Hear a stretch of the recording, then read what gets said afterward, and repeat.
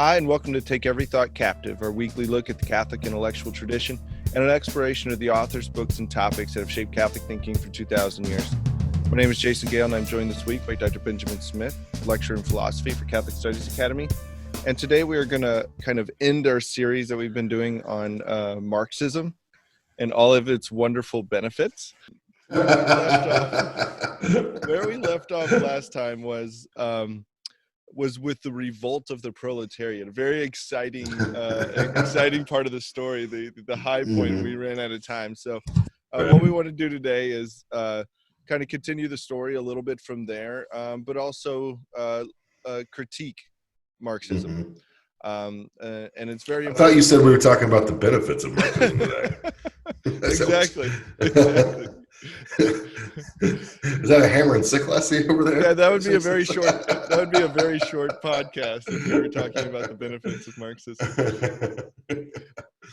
But Dr. Smith, all right, so to get us started, let's kind of pick up where we left off. We had talked about the Marxist critique of capitalism and how he saw the role of revolution kind of playing a big part in bringing about his kind of Hegelian view of freedom and this kind of utopia. Sure. Yeah. So, the criticism that Marx, some of the central criticism that Marx has of capitalism, right, has to do with the idea that it's exploitative and because it degrades the worker who has to sell his labor, right, to the capitalist who owns the means of production. So it degrades his freedom and his dignity and alienates him from the value of the products that he makes. So those are, sort of the criticisms of capitalism. Those are sort of, I guess you can say, that the technical criticisms. In addition to that, right, he thinks there's a kind of contradiction built into capitalism, which is that because of its necessarily competitive nature, there's going to be among capitalists, a desire to acquire more and more capital in order to secure their own freedom and status within society. And it's important to say Marx isn't just trying to vilify capitalists. And that he just thinks it's kind of part of the system, right? It's not as if like Joe Blow capitalist is sitting around thinking, I just want to exploit those workers, and it's more just like this is just the way the system works, right? Because of that competitive nature, or the competition between capitalists, one of the things that's going to happen is there's going to need to be a decrease in the cost of labor, right? So one of the ways that you get an advantage, that a capitalist gets advantage over the other, is by controlling costs, keeping costs down, and that inevitably is going to end up meaning downward pressure on the value of labor. This causes a contradiction in capitalism, because what it means then is that the very customers who buy the products, or many of the products that are produced by the capitalist, will gradually lose the ability to afford those products, right? And so what you end up with then is as the value of labor decreases, demand drops, right? Which leads to basically a depression, or at least a recession. Eventually, this also means that capitalists will push the wages below the means of subsistence in order to maximize their own competitive position. And so for those two reasons, right, capitalism will inevitably collapse. The proletariat will inevitably revolt. Now, among socialist thinkers, there was an ongoing debate during the time of Marx between what were called Fabian socialists and Marxists. Fabian socialists wanted a kind of gradual legal transition to communism or socialism. Marx said that can't be. He said it has to be revolution. It has to be a revolution because people won't willingly give up their private property. At the end of the day, right? there'll at least be a large portion of society will be unwilling to give up its status and give up its freedom, or at least what they conceptualize as their freedom.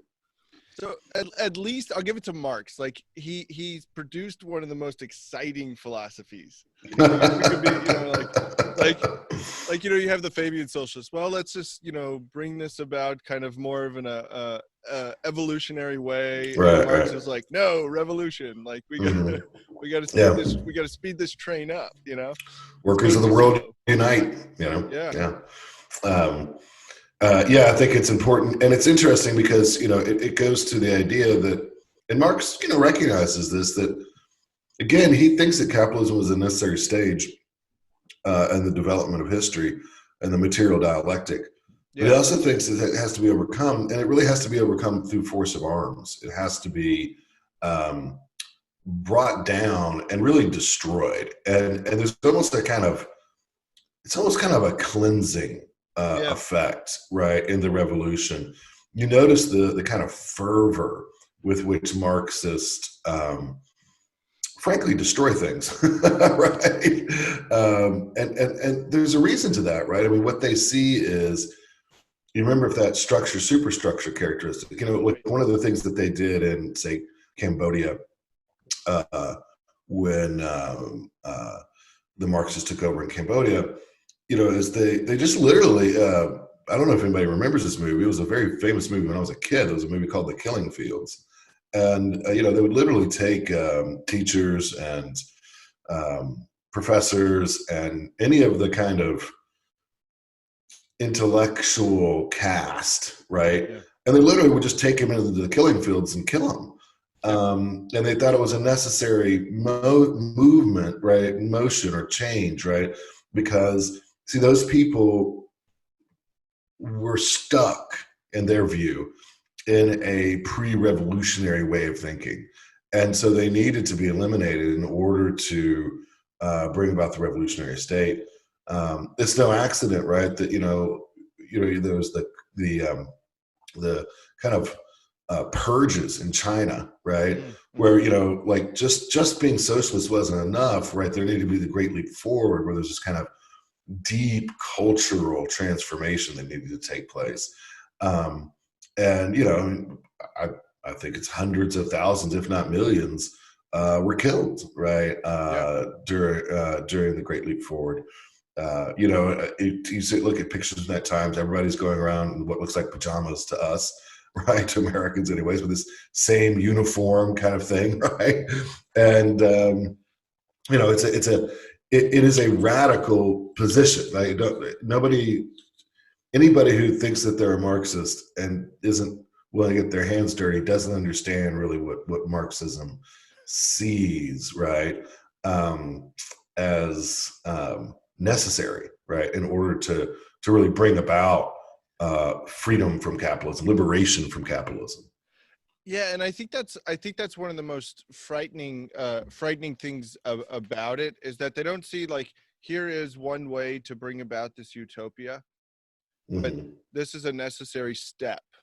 That's right. And it's, I mean, it's like pulling the Band-Aid off, it's gonna hurt, but it's necessary, right.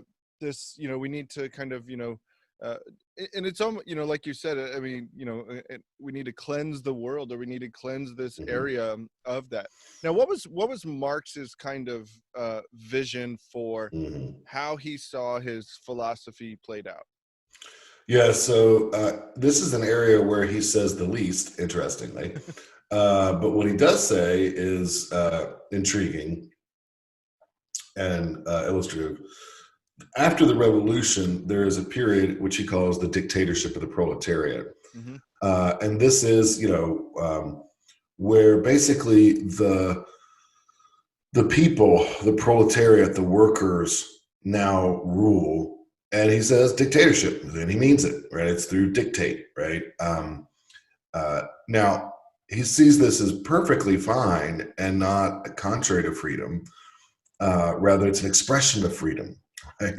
It's the freedom of the proletariat, right, to do the right thing, right? It's the freedom of the proletariat seizing and controlling the means of production so that all of us can be free together in our creativity. Now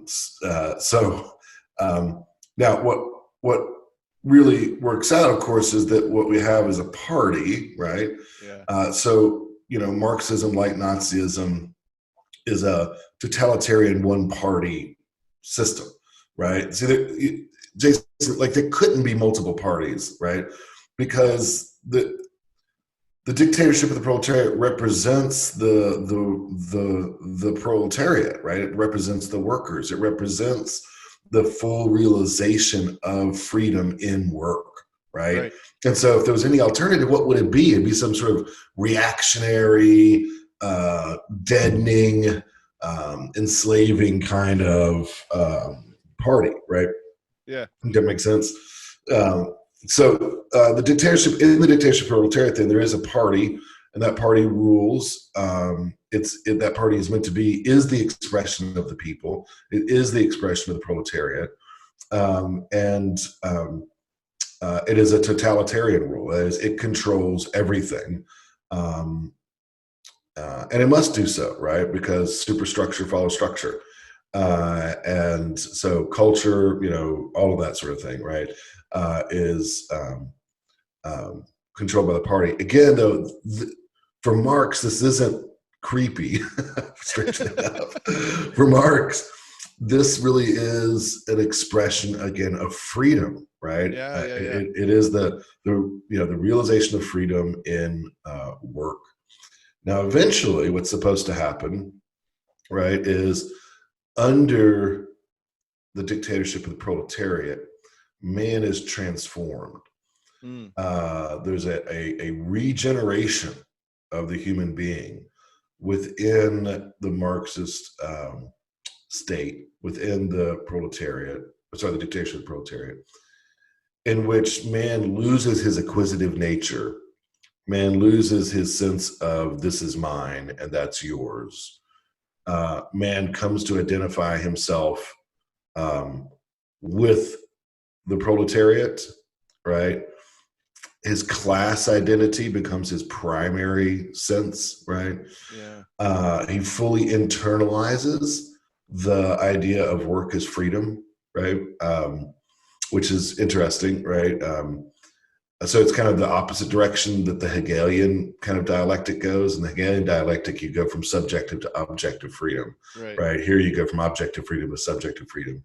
When this regeneration occurs, and I think you really should almost kind of see this in a kind of quasi-eschatological religious way, the state will simply wither away.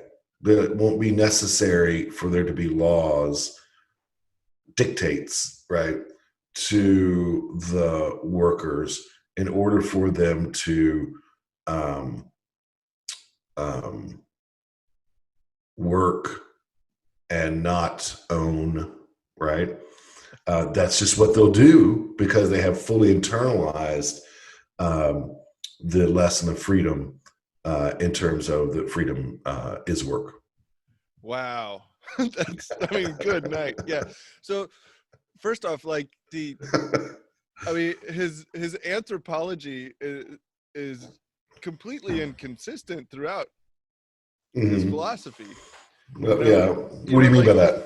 Towards the end, it seems like he has such a high view of the human person that they can simply shed away the things that are brought about by, original sin and things like that. Now, granted, he doesn't recognize original sin or probably any of that, but he has such a high view of the human person that these things, and even the language, it falls away or it gets dissolved or disappears, like withers away.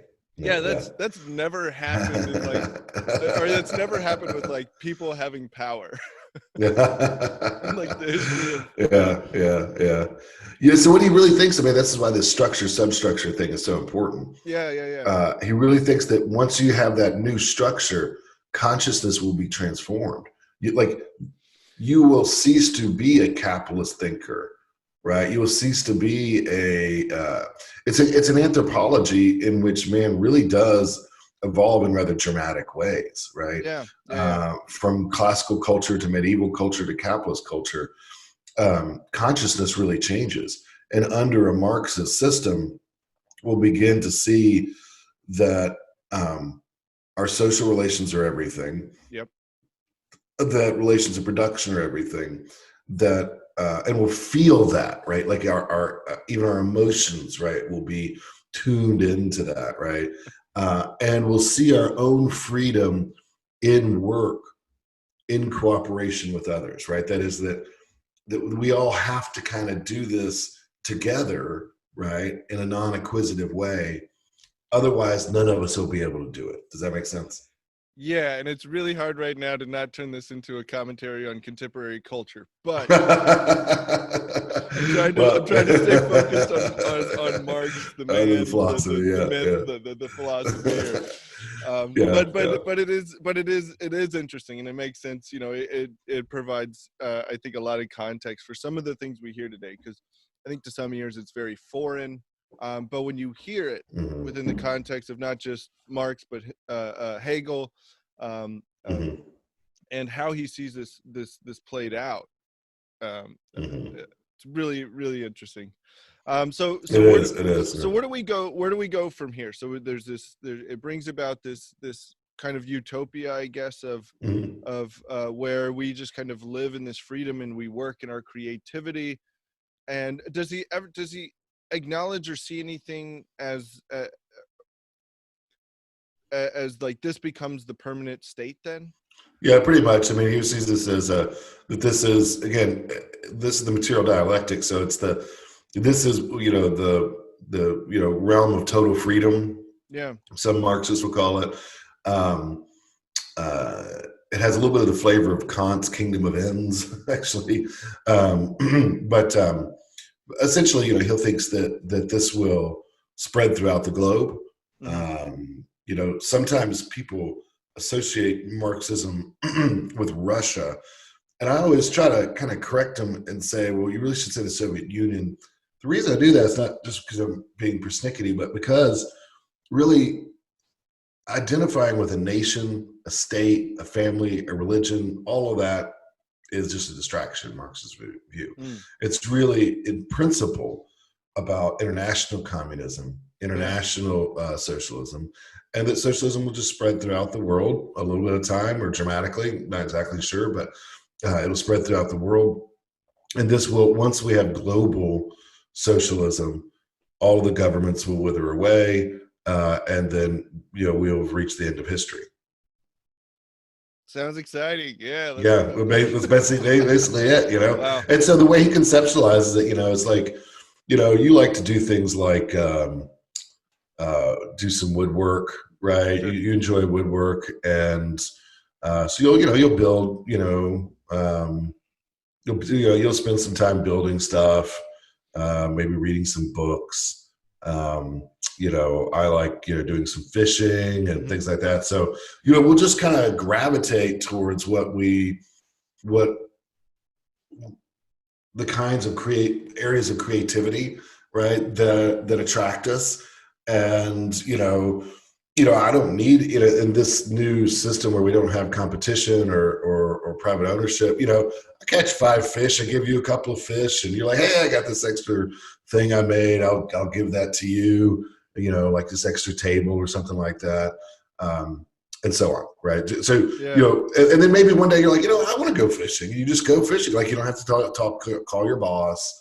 There's no boss. And, you can just come get my fishing poles because they're there. They're not even my fishing poles, right? They're just fishing poles. And you get the fishing poles and you go and, so it's kind of a spontaneous order. Did he ever critique? Did he ever like recognize any weaknesses within his own philosophy? Or no? I mean, I think his relative silence over sort of the end state of things indicates that he didn't really have it figured out. Sure. But I think if you were a Marxist, I think what you would say is, it's not quite possible for revolutionary consciousness to fully grasp what consciousness will be after the dictatorship of the proletariat, because we don't have that consciousness. Yeah. And like you said, it's a very kind of you have to think of it in kind of eschatological terms, like the way we think about like what's heaven going to be like that's Mhm. how Yeah. they see, like, how do we think of the end of man? Like it's mind-boggling. It's yeah. Yeah, yeah. It's kind of like talking about eternal life. Like, what's that like? Well, we can give you some ideas, some rough ideas, right? But it's very difficult to say much, about it specifically, right? And that's the same thing we could say about, the end of history. Consciousness will be totally transformed. So even if you're a Marxist right now and you're part of the revolution, right, it's still going to be difficult for you to conceptualize, Yeah. going forward. It would be interesting after all the dust settles. I'd like to see some of the, what some of these, what do they call, Jason? Like there was this kind of independent autonomous zone that was set up in Oh some yeah, city in Chop the or Northwest. Chaz. Yeah, Yeah, they yeah. changed their name. Yeah. Okay. So what was Chaz? What did it stand for? Do you It remember? was the Capitol Hill Autonomous Protest. Or Okay. first it was Autonomous Zone, then it turned to Autonomous Protest. Okay. I like autonomous zone. But I'd be interested, like, like I say, when all the dust settles, to kind of look at if they had any writings or recorded any of their conversations about their form of organization, just to kind of, like listen in on it. But anyways, always trying to learn, Jason. Now, of course, there's a lot to say in terms of criticizing this. Yeah, I'm yeah. gonna, there's a million things you could say that are economic and historical. The bloody history. I mean, just the overwhelmingly bloody history of the Soviet Union, Cambodia, China. It really is staggering. Yeah. But I'm not going to get into that. I want to just talk some. I think it'd be more useful if we just kind of focus on the philosophy here. One of the things that's important philosophically, of course, and maybe the foundation, is the view of the human person. I know, Jason, this is something you always kind of bring us back to. There's something right and correct in what Marx says. So I want to start with that. Mm-hmm. We are social animals. Social relations do matter. Yeah. I think sometimes that's undervalued by Catholics or by kind of conservative thinkers. Not all, but sure, to be sure. But I think sometimes that's undervalued, right? That we are social animals. Social relations do help to define us. One of the things I like to say very often when I'm teaching virtue ethics and things of that nature, natural law, so your social roles, a lot of your moral duties really just come down to the fulfillment of your social roles. Mm-hmm. So like on a day-to-day basis, so I think that's something you have to recognize. It's correct about Marx's view, and certainly something that was incorrect, I think, in the kind of individualism that was, say, prevalent in England and America at the time in which Marx was working. Yeah. That said, of course, Marx is completely wrong to say that that's all we are, right? Or that freedom consists in work, right? I think work can be an expression of freedom, right? It can be, but our freedom is much broader, right, than man the worker, man the tool user. It's a highly truncated view of the human person and the human good.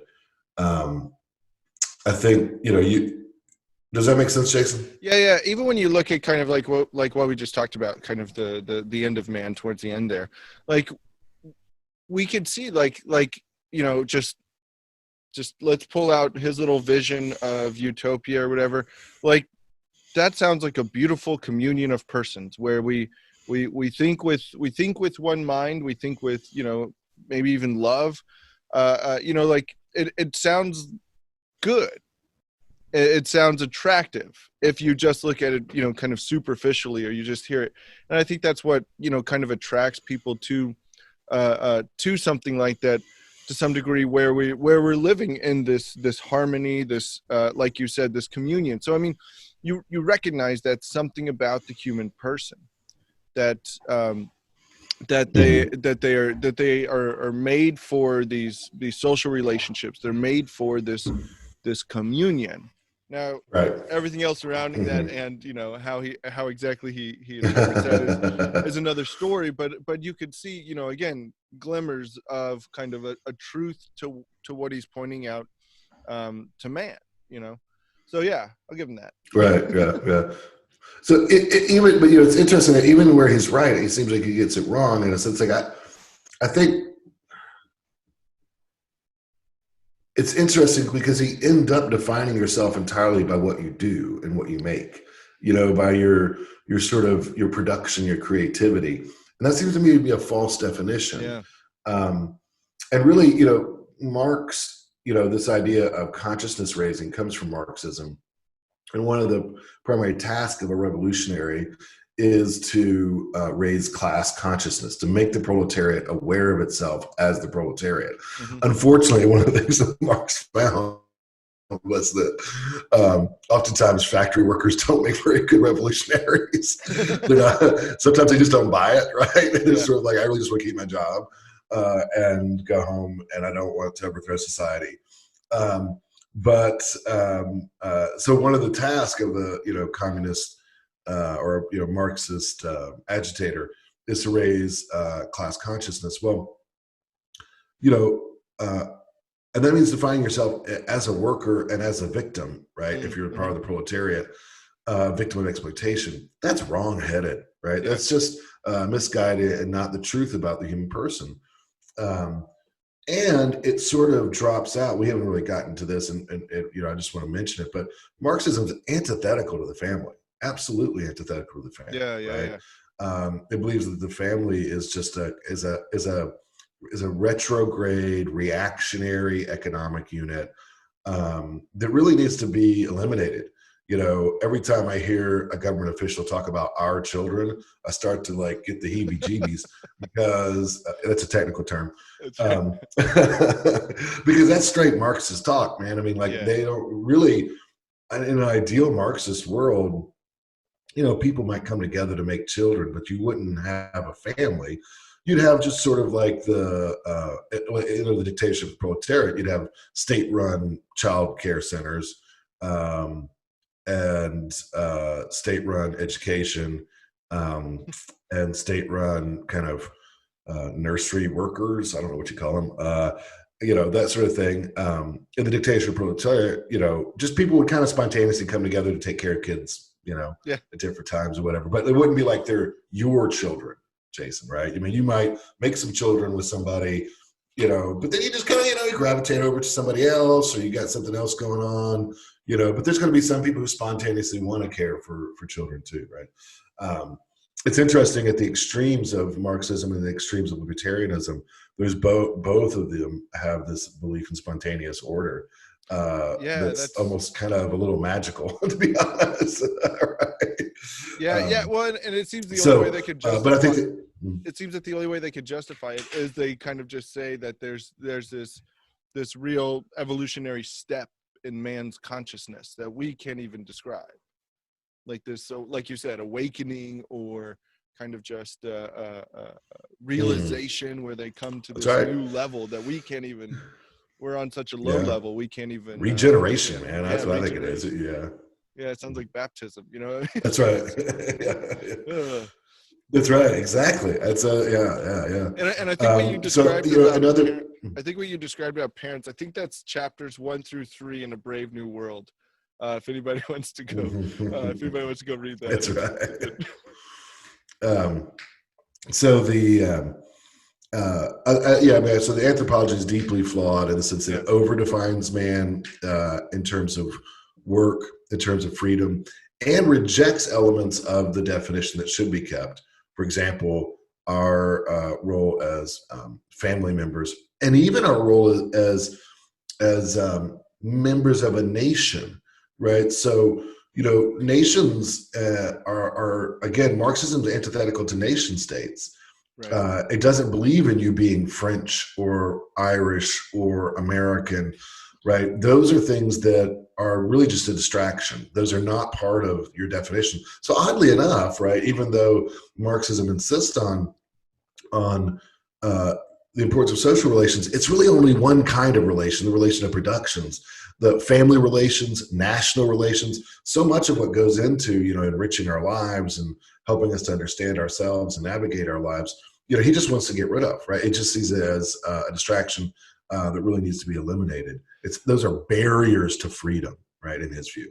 Yeah, which is kind of weird because he says, a person is their social relationships, but we need to get rid of all of these social relationships. Yeah, they're the ones that don't matter.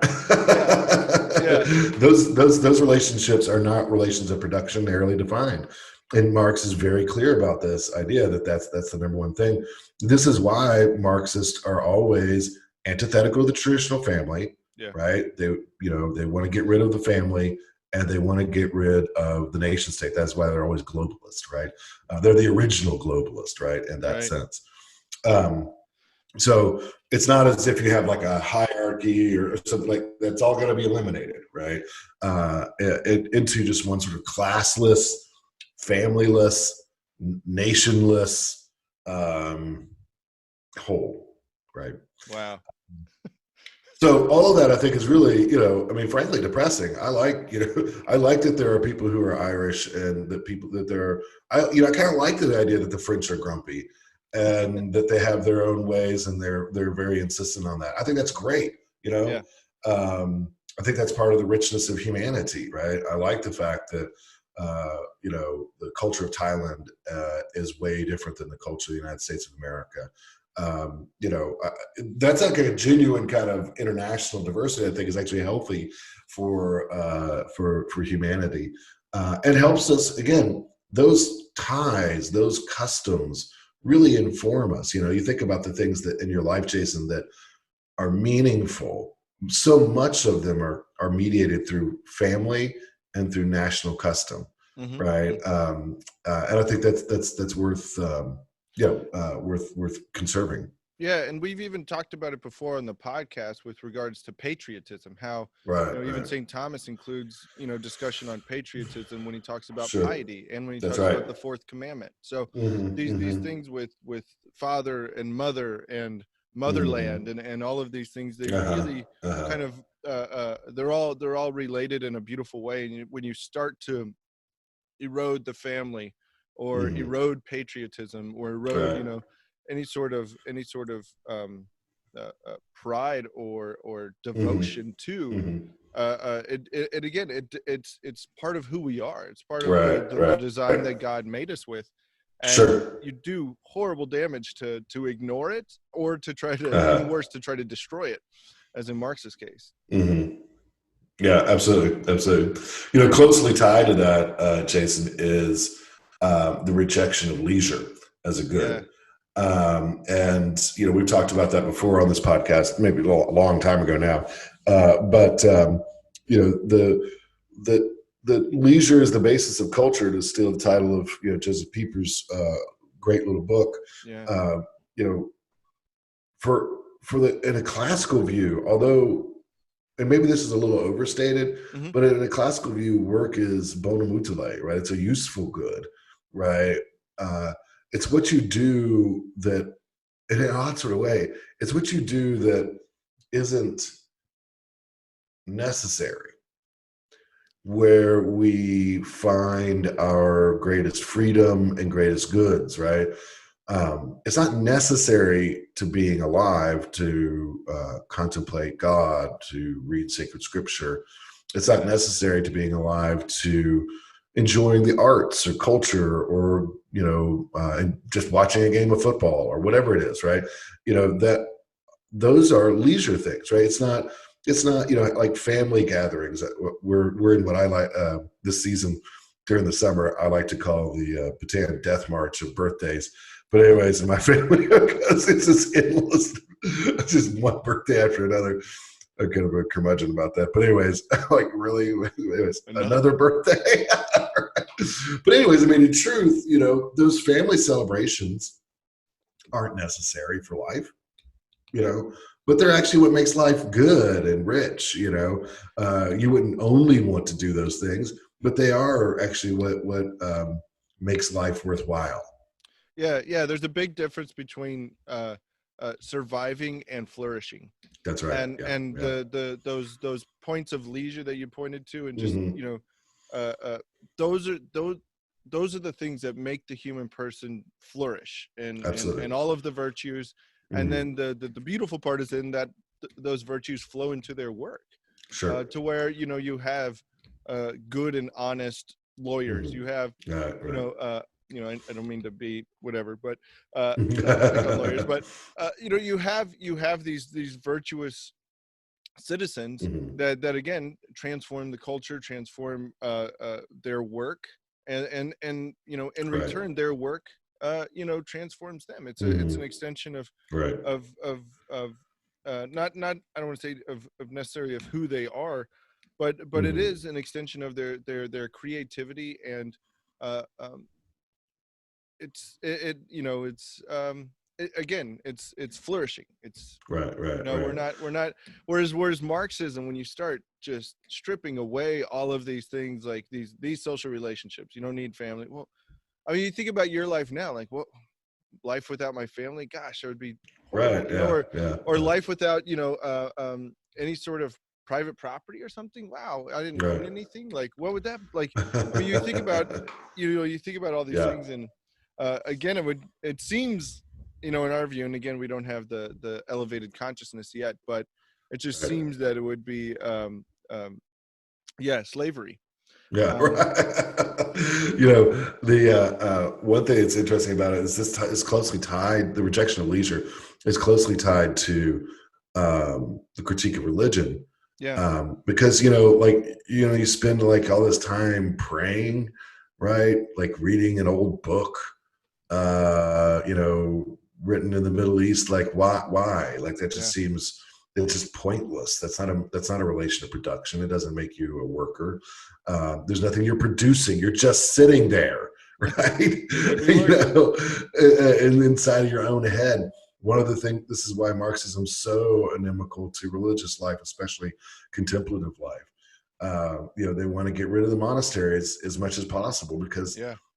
they don't produce anything. They just sit there and pray, right? I mean, maybe you could say the Benedictines make their gardens, but that doesn't really, redound to overall productivity. They spend way too much time praying, right? Yeah, yeah, yeah. Um, They could make way much more beer if they stop praying. yeah, right. Yeah, I mean, it's kind of goes back to like kind of like like Judas, like why, like why are you spending all that time painting icons, you jerk, Yeah, right? Instead, why aren't you feeding the poor, yeah, right? Or something like that. And you're like, well, because icons are beautiful. That's why. And yeah, and beauty, makes life better, right? For the poor too, right? But anyways, I think that's an important, understanding that Marxism too narrowly defines the human person is important. yeah. Understanding that once you've done that, right, then the good of the human person becomes too narrowly defined as Hmm. well, Hmm. right? Yeah, And so you end up rejecting leisure, art, culture, all those sorts of things as well. I know we're running long here, but I got at least one other point I want to bring out, and that is the subordination. So again, allied with that yeah. is along those lines is the subordination of thought to politics. Hmm. Um, Once you've made these moves, right, and accepted this anthropology and accepted the material dialectic, accepted the idea that between superstructure and structure, um, ultimately, right, some thought is capitalist thought, some thought is revolutionary thought, right, Hmm. and then finally some thought is uh, you know um, proletariat thought, right?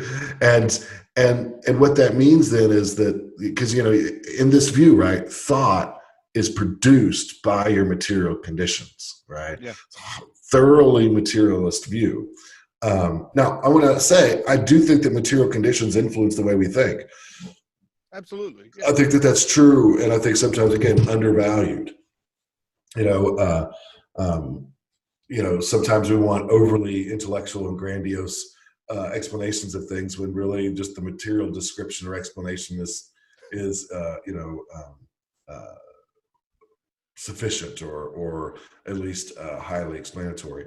Um, at the same time, though, it's wrong-headed and um, misguided, right? To Hmm. think that the material conditions determine thought.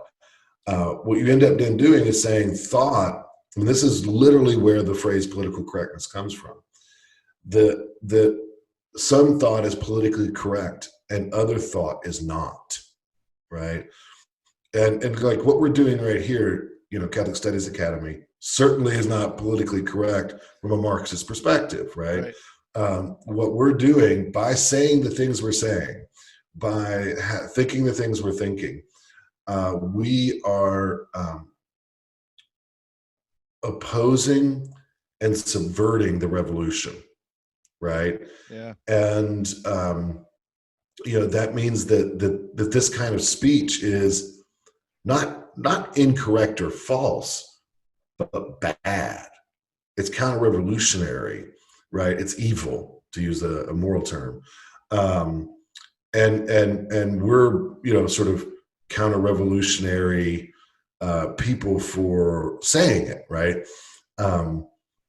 So that truth, intellectual rigor, those are no longer the primary criteria, right, for thought. Hmm. Rather, the primary criteria for thought is it politically correct? And I don't mean that in any fuzzy way. I mean that very specifically, Yeah. right? Yeah. Yeah. That does it fit the revolution? Does it advance the revolution, right? So, for example, in the Soviet Union, there was a official state form of architecture, right?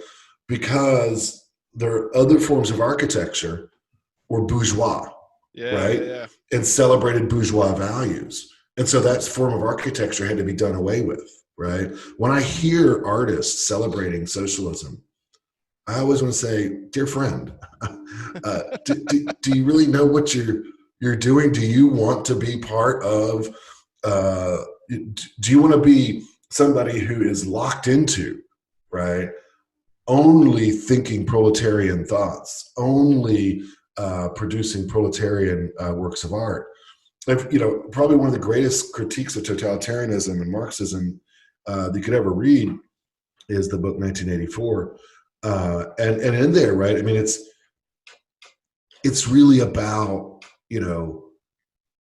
changing your thought, Yeah. right. At some point, the guy who's torturing the main character, he does torture him, right?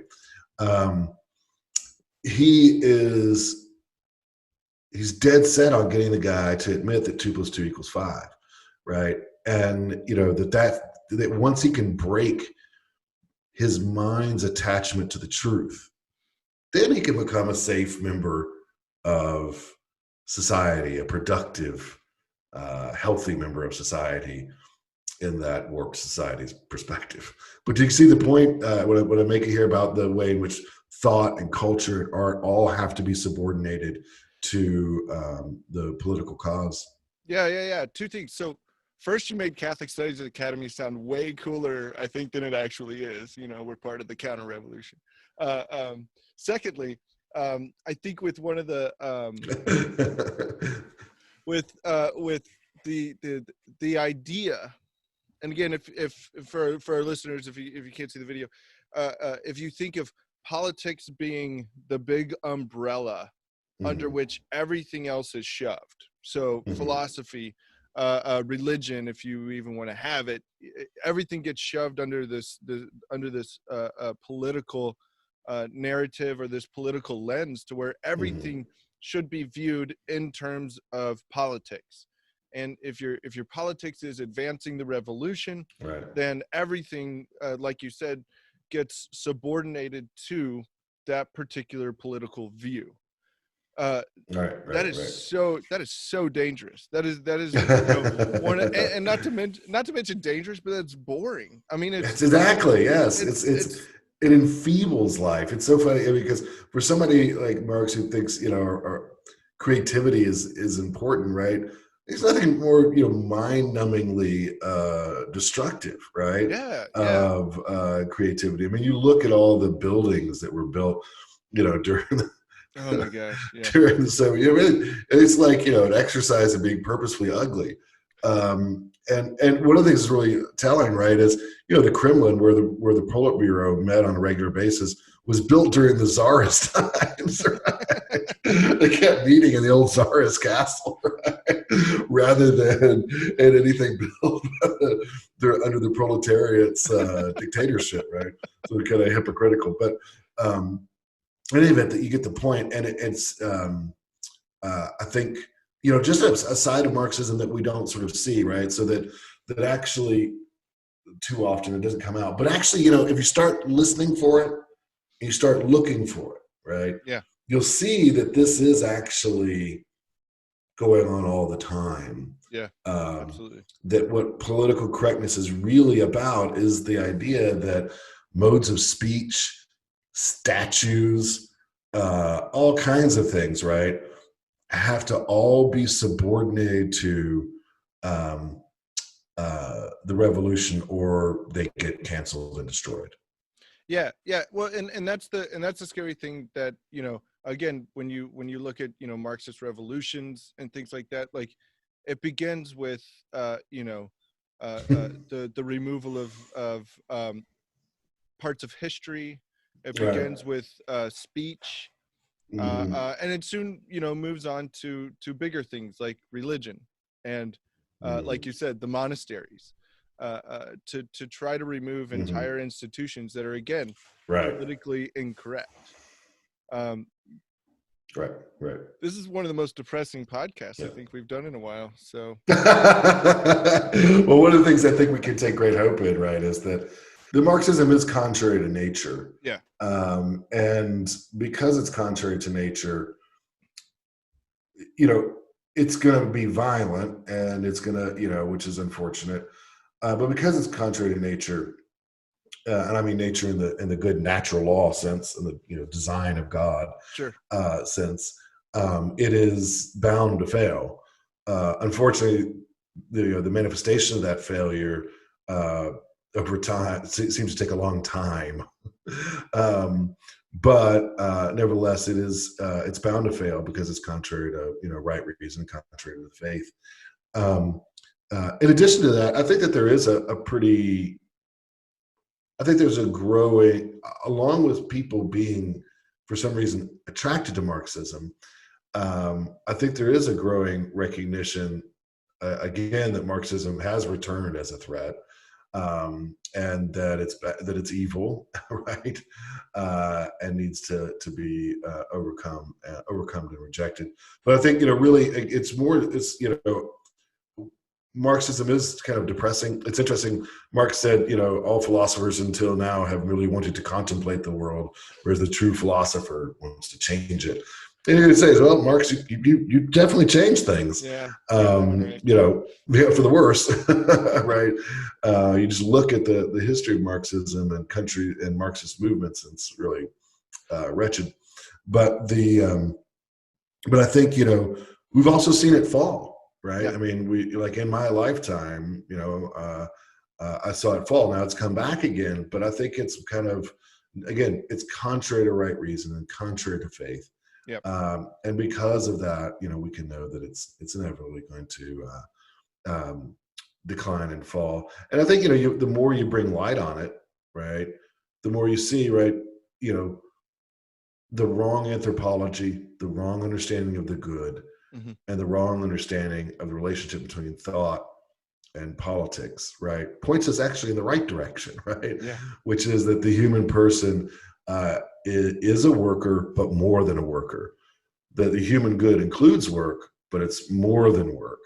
And that although thought is influenced by material conditions, thought also influences those conditions, right? So I think, those are three things that in terms of looking at Marxism critically, those are three good things, right? for us to hold on to and to espouse. Yeah, and if we had time, we could throw the a fourth one in there with regards to private property. Sure. And we've talked a little bit about that here before with natural law and things like that. That's another big one for a big critique of Marxism that again points to the good of man and the good of society in that way. Well, I hope our listeners have gained a lot from not just this podcast, but from our little series here, to really try to think through some of the things we hear today, to see kind of the origins of maybe where they came from, philosophically or politically, right? And to be able to fight those, because one of the things, like you said, is that in our lifetimes we've seen Marxism fall, and like you said, also sadly we've seen it rise again. Our hope should be that we can destroy it in a less bloody way, and in order to do that, we have to fight it ideologically. We have to first fight it in the minds of the people that God has put into our lives. So the better we can understand this, and the better we can understand our Catholic faith, which shines a light on Marxism, which, I mean, you can go and look up, at least 10 popes have condemned communism, Marxism, socialism throughout the 20th century. You can find those. And we can really try to fight this ideologically so that it doesn't follow the same path that Marx had put forth back then. So I hope this has been beneficial to all our listeners. In the meantime, check out all of our content over at Catholic Studies Academy. Until next time, God bless.